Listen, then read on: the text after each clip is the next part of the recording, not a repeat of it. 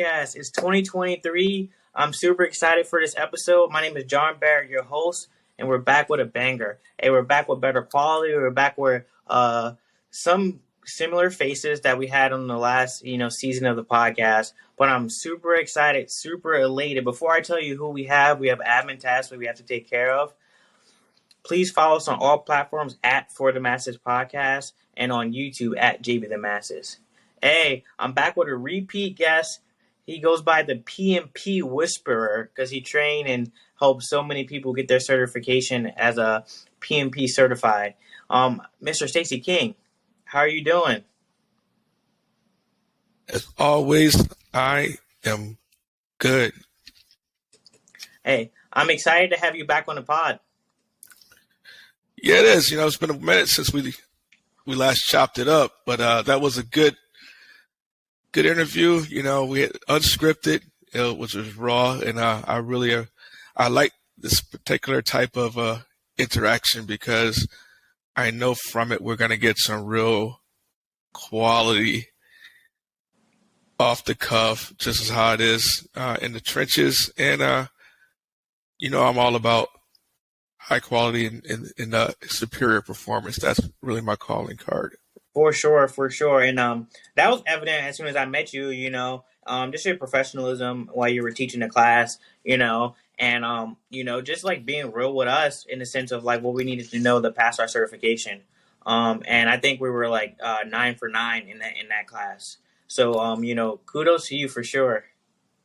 It was an excellent group. It's good to come up there and to that neck of the woods. I haven't been there since I was like in my 20s, but it was a very eclectic group, a lot of personality, which I enjoyed. It was a really great training experience because of the mix of personalities. No, for sure. I'm not gonna lie. After we took the course in May of 2021, I didn't get or maybe May of 2021. I didn't get certified until like September. But I wasn't even studying the whole time. I just, it got caught in the wind. And then, 2 of my classmates took their test and they passed. And I was like, oh, yeah, I got to get on it. So, we got it done. So definitely a blessing. And you were there to answer the little questions before the test. So I appreciate you a ton. I know our last conversation, we talked a lot about, being young, black, and gifted growing up in the environment that you grew up in. And, what did that really mean at the time? And, why you? And we talked about how that led you to a career in the military and coming out and then, seeing what's out here in the world and, eventually project management. So we learned a lot about you. And then I learned a little bit towards the end and we didn't have time to get into it then. But, you have another passion for the arts. I do. And I've been very busy since we last talked. So I wrote 2 more books in that series of Little Boys Blues, which we're about to publish. Dress Blues, which is the 3rd, and a B-Boys Blues, which was the 2nd book in the series. So I kind of said that out of order. But they're covering the life of a young man who had to grow up really quick in some unusual circumstances. And really fast, really fast in some unusual circumstances. And I think it's going to be a good book for a lot of children who find themselves having to grow up fast in a situation that they didn't create for themselves. Well, that's beautiful. Yeah, I didn't know you had books out. So did you have a publisher yet? Or are you doing self-publishing or how's it going to work? So I self-published. You can find me on Amazon, Barnes & Nobles under A Little Boys Blues, which is currently published. You have to search through my complete name, Stacy Lamar King, to find me. And we'll also self-publish the next 2 books as well. And so I've written 2 books, and I got 2 more that I'm working on. So I kind of write in spurts. When it hits me, I write. Yeah, for sure. You lock in. I definitely want to talk more about that offline with you because I got a buddy. He just finished a book. I'm actually doing the foreword for it. So definitely want to pick your brain about, self-publishing, editors and things like that. Okay. Yeah, for sure. No, but that's incredible, and I I didn't see it coming. I know you excel at the PMP whisperer, but it seems like all your passions, you go all in, regardless if it's in spurts or not. You're published, so that's amazing. So I'm super excited to hear that and actually to get the book for myself and to read the other books as well. You know, Yeah, it's gonna be a good read. You'll love it. no, for sure. And you're super active on LinkedIn, and this is what I remember you telling me. LinkedIn is where the professionals live. That is true. I mean, you can play your life out on social media on the other platforms, but we'll call them the real G's of high performance live on LinkedIn. So that's where you want to be. And I'm just like I've had an amazing life, right? So I never knew that I could become someone in this industry that I really never thought I would be in when I retired from the military. But to enter an industry and become like a global, I Yeah, wouldn't say icon, but everyone who needs to know me, they know me yeah. because of my passion for this craft of project management. For sure, and like that again. It was your professionalism was evident, like when I met you, and I can definitely see why. And like I said, 9 for 9, and yeah, and we all appreciate you. Even though I don't know how many of my classmates reach out to you, but a lot of them did go on to like chase other certifications, go deeper into project management. Adrian, she's an IT project manager now. I'm following all of you, so I follow everybody's on LinkedIn. So I've seen that class just grow, Yeah, for and sure. I like sometimes you have to get a fire that lights a spark, and then you want to see where that spark takes the individual. For sure, and I think a lot of it too is like again, a lot of us in the military, we didn't realize what was really out there and how marketable we were. Not from just getting a certification, but just like the skill sets we learned in the military. That is true, and so we learn at a young age. So the Yeah, things that we sometimes take for granted, the ability to stand in front of people and talk, yeah, with confidence, the ability to have a plan, but have the ability to alter the plan yeah, on the fly, all these things and creating. But the biggest skill we have is we create high performing teams. So yeah. we create or we develop people. That's our superpower. For sure, for sure. And I don't know if you knew this. I had my whole team in that class, and I just was like, we were working. Probably not the most productive thing to do, but I think it was like super valuable for the whole shop to be in there. So it was a good time. It was a good It time. was one of my favorite classes ever. Hey, Yeah, got to throw it out there. for sure, and that's awesome. And then, like I said, like you're heavy on LinkedIn. See you on there encouraging people a lot, and you yourself are pushing for more and getting more certifications and things like that. I saw that last year. So, like, what keeps your fire going? Young people, Yeah, I see because it's interesting that we have currently 4 different generations in the workplace, yeah, and each generation typically has a negative or somewhat negative feeling about the other 3 generations. yeah, But I've learned to appreciate all 4 generations. yeah, For they each bring something different. But the young people, they inspire you or inspire me, and they convict me when I'm not operating at a high level yeah. or I'm not performing like I know I can perform. I get convicted in my spirit when I see young people who are actually Mhm. operating at that high level. So they keep me going. That keeps me going. And that's incredible that you can like appreciate them like that. Because me, I'm 29. I'm approaching that age where there are like people graduated in 2019 and they're in the same work environment. I'm like, yo, what? And when I see ones like it's impressive how you can understand how this organization works. It took me 10 years to get that type of understanding about the organization and how we operate. But you've been here for 2 years and now you're able to do that. So I try to give kudos and encourage them that aspect. I think it's a generation that if work ethic is combined with like timeliness, their adaptability, their fluidity with technology just like makes things come together and they're able to like figure it out. Yeah, they are. So it's like I said, it's just interesting to see it come into the workplace. That ability to process and that ability to research. Yeah, So they have those two really core skills. And if they meet the right person who's willing to invest in them, like there's nothing that really can hold them back because you only have to light the fire and they'll run with it. for sure. Definitely, researchability is a super huge aspect, and I think they're willing to do that, and also has like the technical skill set to be able to like ask the right question. Well, they know what if a mentor helps them to ask the right questions, they can figure it out. And Absolutely. that's where I think we come into play. And then for me, I'm in this place too where like hey, we're doing a lot of remote work, and things like that. So like the older generation, hey, can you set up this Teams room?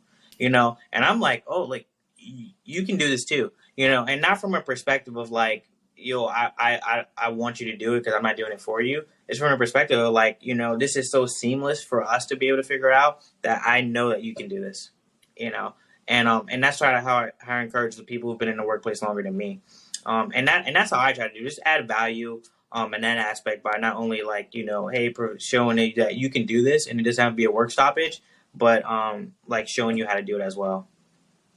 Yeah, and that's kind of how my generation really learned from Yeah. hands-on, exposure to technology, or what we might call this generation might call it antiquated Yeah. equipment, but we still call it technology even back then. But we're hands-on, and we need to work through things and get over maybe the belief that this technology is past my ability Yeah. to comprehend it. But once we get our hands on it, we can still roll with the young ones. I concur, Yeah, and I strongly believe that.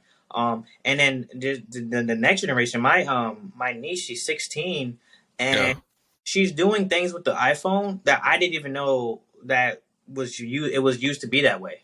You know, like we got Adobe Pro. They're taking screenshots, and then they can sign with the screenshots, or they can see the whole page all in just in the iPhone. And it's like, wow, like I didn't know she didn't do that, but I know that she could probably figure that out, right. with a quick Google search. So it's definitely exciting times. It gets me excited to talk about that and like how you transform our organization. But you obviously been doing this way longer. And today we're going to talk about a lot about how to impact the organization, whether you're doing a lateral transfer, whether you're joining an organization. Like, what does that look like for you, and what does that actually mean? In terms of walking into the doors of a new Yep. place, Yep. I think for me it looks like I've always learned to walk in quietly, like make a quiet entrance, and observe for at least 60 days before you even think of making an adjustment, Mm, and get to know the people around you by listening more than talking. So for me, it's always that I walked in and observed and listened. And from there, you can discover the culture, because there's two different things. There's the company and then there's the culture. mm, And sometimes companies are held back because the culture holds them back. It's not because they have bad processes. For example, politics. You could have someone ask me, what does politics look like to me? So to me, politics looks like the absolute behavior that does not benefit the company, mm, but it makes an individual feel some type of way, maybe positive or maybe, I don't know, they're feeling some kind of way, but the behavior itself is counterproductive for the company. For example, someone may not like my personality, but politics will be like me putting my request in that basket and the person taking my request and putting it to the bottom of the pile. mm. That's politics. It's counterproductive to the process, because the process is to perform the next step with the next piece of paper in the basket. And so when I find companies that have a bad culture, it's usually built on a bad political climate where people do things that are counterproductive and they're not following the process because they don't want to follow the process because they feel a certain way about a certain person. Yeah, for sure. So I see those things that really holding companies back, just politics, and then yeah. Yeah, that's crazy because like I've seen that. I've actually seen that. And you can look at the military, and say there's an outer cycle promotion or something like that. And the person who works really hard, who knows their stuff, they go into the board and they don't get the position, and you're just like wondering why. And then someone else who's like, if there was a thing called the good old boy system, Mhm. who would benefit most from that in that situation, And it's like no longer about merit, but it's about like, hey, who right? So someone gets promoted like that.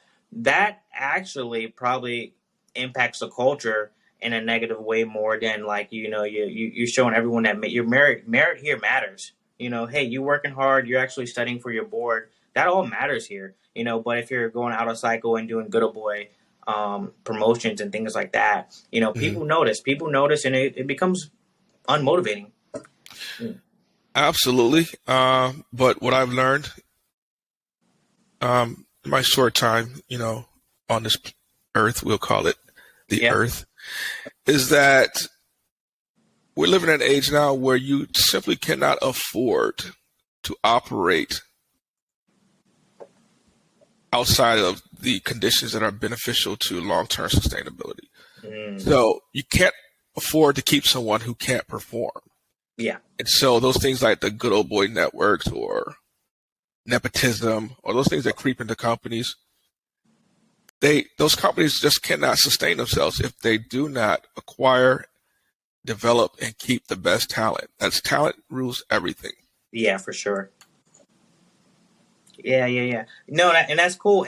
And companies also have to, that's a great point because companies now have to get more creative with their talent management, and how they retain talent, all the way up from like entry level to C suite, and that's super interesting to me because I'm super interested in that stuff. Hey, like if someone would consider me a high performer, what would it take to keep me?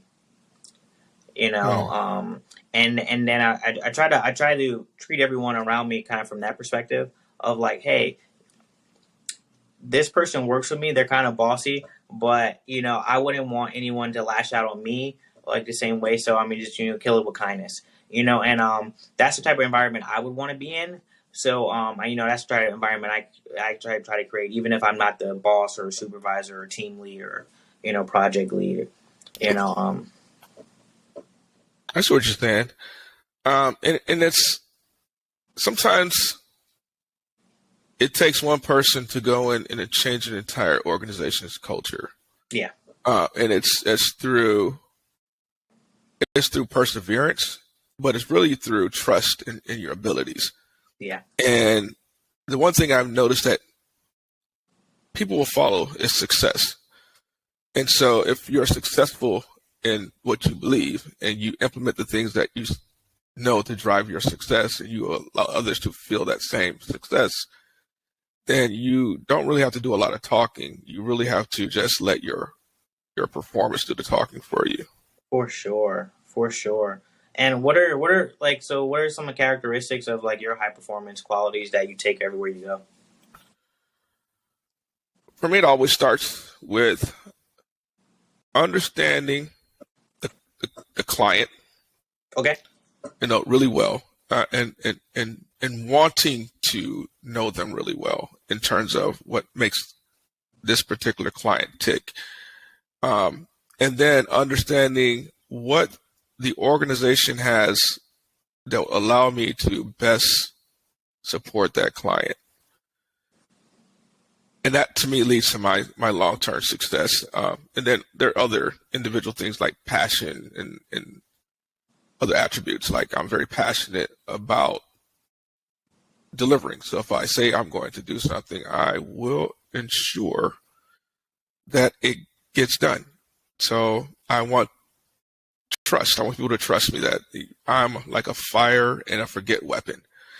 That Yeah. if they give me the assignment, there's no need for micromanagement. There's no need for uh, checking in or for updates because they know that if the assignment is given into this one part of my company, this will get completed and it will be completed at a very high level. So For I sure. think at the foundation is passion.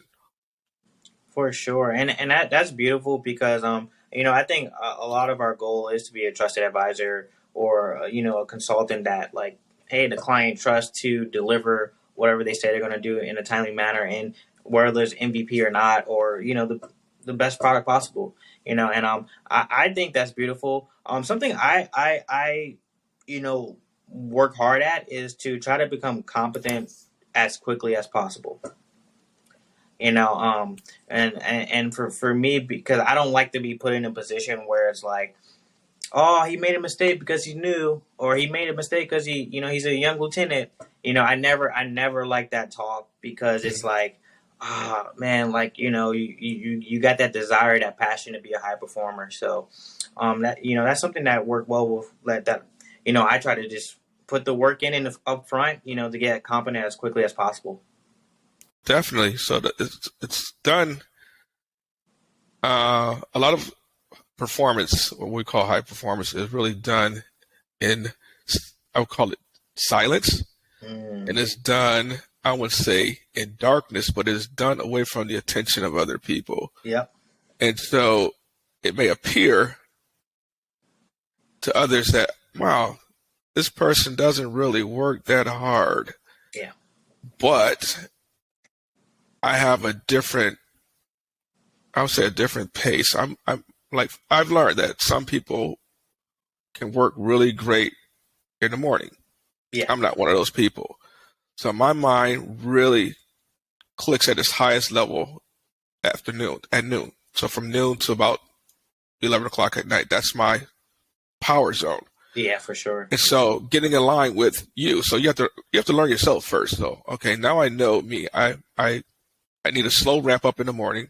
I need to feel that to be happy about being alive, and that's my morning. So I'm just happy that I was given another day to exist and to help people and to help develop myself. And then at noon, I know, because I've had that experience of a slow ramp up, just a greeting the other day. So maybe that morning might look like a walk in a park. That morning might look like meditating. That morning might look like reading a book or listening to a podcast or reading scripture. It could be any of those things. Whatever grounds me and makes me feel happy to be still be here. And that leads to, giving me that spark that allows me to perform from, we'll say, 12 to possibly midnight. I have a 12-hour power zone where I'm really effective.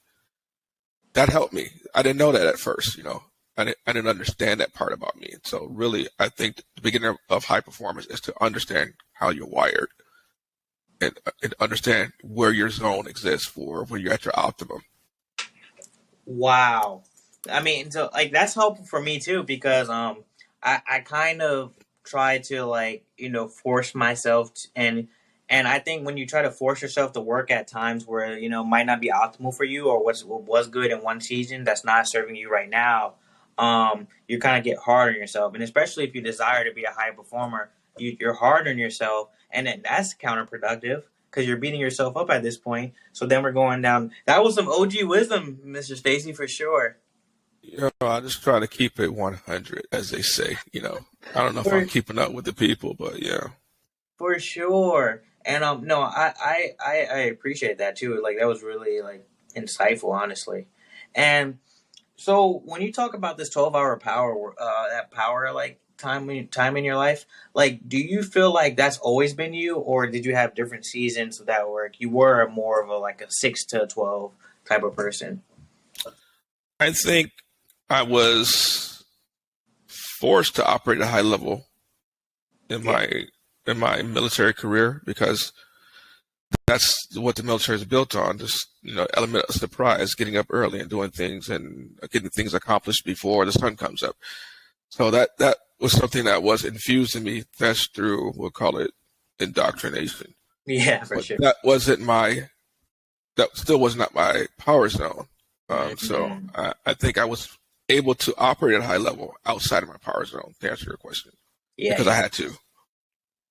No, for sure, and that makes sense. So if people are not in their power zone and they're trying to like you still reach that like high performance type of like characteristics, like what can they be doing to improve that? Because okay, I think for me, it's what drives performance when I'm not in that zone is process, okay, standard work. So doing things repeatable that lead to success and trusting that. And so it almost becomes during those times where you're not in your max potential, you're outside of that power zone. But because you're running standard work and using processes that you know that you can almost operate without really thinking, you can still perform at a high level because of the process. mm, But I know myself personally, I'm more of a creator. So process is good for me to do tasks that I need to do to perform to earn money. But creation is what I need to do to make me feel like my highest potential. I need to yeah, create for something sure. that has never existed before. And so I think that's what allows me to kind of still stick around in organizations is that I can take just an idea from, we'll call it a senior leadership, and that's all I need is the idea. And I can turn that idea into something that's never existed. And that little thing will generate exceptional results. So that's what I've learned. That's kind of, I have to stick to what makes me really max out, and that's creation. I got to create something that's never existed.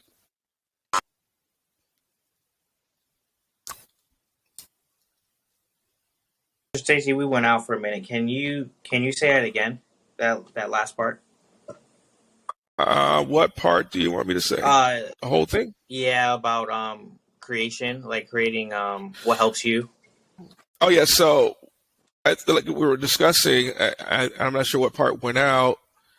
Is that like when I'm not in my power zone, I have to rely on process to drive my performance. Okay. But what makes me different from most people is that I'm a creator. And so if you need something that's never been done or created before, then those are the type of assignments that I thrive in, just taking an idea and turning it into something tangible. No, that's beautiful. And you said something that kind of like stuck with me. You said that you're okay. You have processes and stuff help you to get tasks done. You got to do to make money, but you're a creator. I feel like the new workforce that's coming in is kind of that with the great what do they call it, the great resignation. That whole idea of the workforce, either not wanting to be in the office or they wanting to be remote, and things like that. How do you feel? Do you feel like we're kind of losing that balance of like, hey, kind of doing what you got to do so that you can do what you want to do later? I just think we're at a crossroads in general with um, where do we want to go Yeah, as a people, and what do we want to deem as successful? Because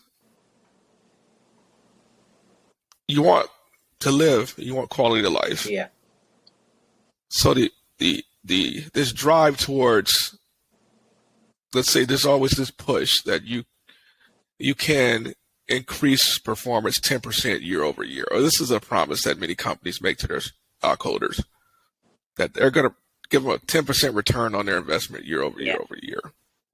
But that promise lays on the back of the workforce. And so when do we say that we maxed out the potential of the human being in the workforce? yeah. At what point do we say, okay, this is as far as we can go with the human, and what do we ultimately want to achieve? So the ultimate goal is to make as much money as fast as possible and as long as possible, but it not be sustainable. for the people or for the earth, then we have to come to grips with that reality, which is, I think, what we're coming to grips with. That you can't drive unlimited growth forever, because there's a plateau that both the resources of the earth and the resources of the human being will be tapped out. And so what I see, to answer your question, long story short, I know I'm going around a mulberry bush, is that the worker has to really identify what type of world they want to live in. Yeah.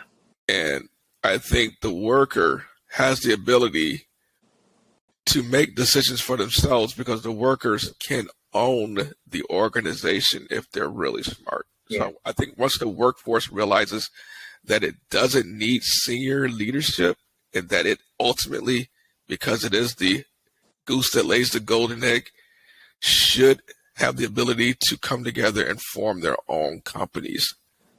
And I think that's, to me, is what would really lead to a better world. And it's really the only thing that's going to that's sustainable. Yeah, for sure. Is that the workforce has to own their own organization and be responsible stewards of the environment.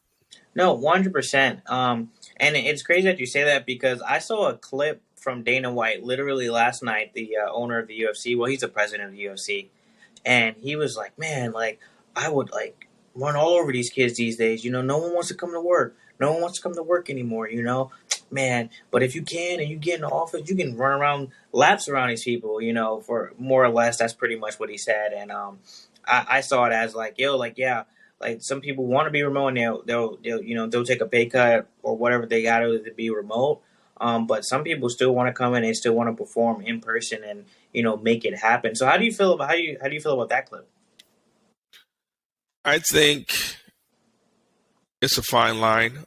I think this virtual or remote working, to me, is like virtual reality. Yeah. I think if you stay in it too long, you lose the skills that make you a human. So I don't think it's long-term sustainable for the quality of your mind. Yeah. Or for the long-term sustainability of a company. I think ultimately that company has to have periods where they come together as human beings, because you can get lost out there in the virtual world and you become detached the longer you stay out there alone. For sure. Mr. Stacy, I definitely appreciate you jumping on the podcast. There's a lot of people here, whether they want to get a certification, because we're going to try to submit this to PMI. But there's a lot of people here that whether they're trying to get a certification, whether they're trying to become a high performer in a workplace, or they're already a high performer and are going to a new organization and trying to create company-wide impact immediately, 60, 90 days, what can they do to just take the next step forward to be there?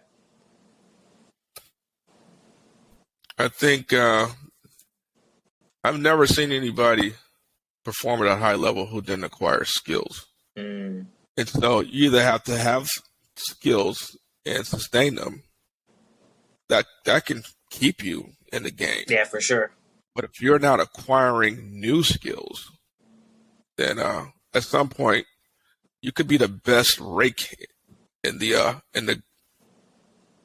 your garage, but at some point there may be no leaves and there's no need for a rake.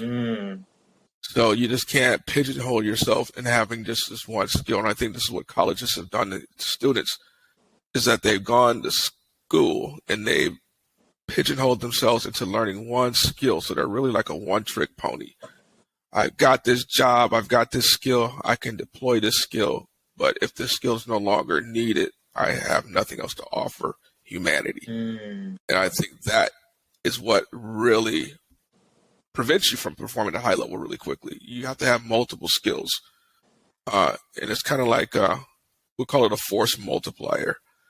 So my ability to think operationally, my ability to think like a project manager, my ability to think through lean management, my ability to think agile, you bring multiple things to the table so that you can solve multiple problems. Because long story short, if you're in management, you don't create anything that the customer ever buys. So a manager has never created a physical or tangible product or intangible service. You don't create anything.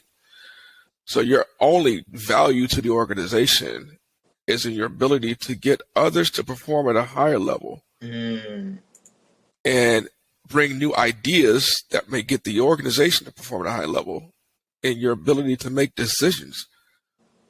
So that's all you bring to the table as a manager is your ability to, once again, develop the company, develop others, and make solid decisions. If you can't do those things, and those decisions are only tied to two real pillars, your decisions either make the company money or your decisions either prevent the company from losing money. So if you can't tie into that, you're going to be constantly floating through this life experience from one company to the next because you haven't figured out what is it that makes me valuable to others. And it's that those two things. You can save the company money or you can make the company money by your decision making, by your development of processes, and by your development of people. No, that's real. That's real. And this turned into more of a coaching session for me. But what's your opinion on appearance? Like, how does your appearance impact your perception in the work environment? I think there's this perception that you should just, be able to be what you want to be. Yeah. In the modern workplace. But I'm a stickler for there's a certain amount of professionalism that has to come with that. So you may want to look like someone who's in a rock and roll band, or someone who's in another type of band, or someone who's an artist, or someone who's a painter, but you still got to fit into this realm right here. Yeah. And be something that represents the company and that can be the face of the company. So I think individuals have to really come to grips with that. You can be all you want to be, but you still got to be able to fit within the mold of what's expected in this environment. So my belief is that if you look good, you feel good. Yeah. If you feel good, you got to perform good. So I think I'm a stickler for appearance.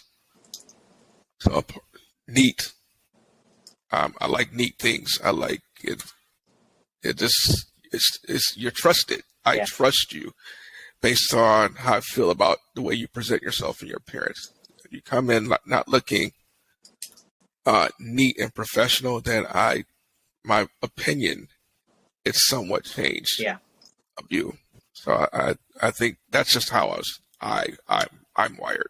Others may be wired differently. I concur. I feel like I'm treated drastically different when I'm, looking the part, looking like, hey, I'm here to, perform. I'm here to, consult. I'm here to, be a high performer. I feel like I get treated definitely different because at the organization where I work at, we it's more like dress for your day sometimes. So trying to like balance that out appropriately, Right. And and I just noticed the difference personally, so sweet. I appreciate that, Mr. Stacy. So where can people find you, and what's next for you? Any other projects you're working on? You did mention your book in the beginning, but anything else? LinkedIn is where they'll find me still. Yep. The professionals. That's where I still hang out. I'll probably have more of a presence on there with my books in 23. I'm still working on a pilot episode for my show based on the series of books I've written. Awesome. So I want to complete the pilot and get it into the hands of the team that's going to help me try to bring it to a small screen of some sort on some streaming platform. So that's one of my objectives in we'll call it the first 6 months of 23. Get these 2 books published. I'm working on another series called A Little Girl from Two Worlds. So I'm really happy about investigating and doing the work, the legwork to get that story written. I think that's going to be one of the highlights of 23 to get that story out there. That's So, incredible. Yeah, Mr. Stacy, I appreciate you a lot. This is our second time, um, jumping on the podcast, but I know like you always provide value, and I'm praying the best for you. And like I said, I want copies. I wanna tap in with whatever you're doing for sure. most definitely, you always notify me, and we always keep up. And that's what networking is about, relationship building. Like I met you over a year ago, Yep, and we're still here. And then you think about all the people you met a year ago that you're not still talking to. absolutely. And so you learn to find out, like life will reveal the important people to you because you're still talking to them. That's real. Yeah. That's real, and and I'll definitely stay tapped in with you, everyone. Mr. Stacy Lamar King on LinkedIn, always providing value, encouragement, motivation. So always appreciate you, Mr. Stacy. No doubt. And tell that team up there, you know what, they really gave me a big lift in 21, because for all the reasons, like I really wanted to see them Yeah, like really perform at a high level, and that was so good for me to see. yeah, I really need to see that, and they gave me something, that a gift I can't even express what that gift did for me to see them perform at a high level. man, that's incredible, and it really was a pivotal year for all of us, Yeah. and I know you know what everyone's doing. So yeah, Mr. Stacy, I appreciate you jumping on the podcast. Hey, no worries. You always know where to find me. And we're going to chop it up again. A year from now, it seems like we get together once every 12 months or so. Hey, for sure. You put me out there, episode number is 75 or 80. I'll come back and we'll chop it up again. For sure. Thank you so much, Mr. Stacy. Hey, you're welcome. Hey, and have a blessed one. Bless. Yeah, bless.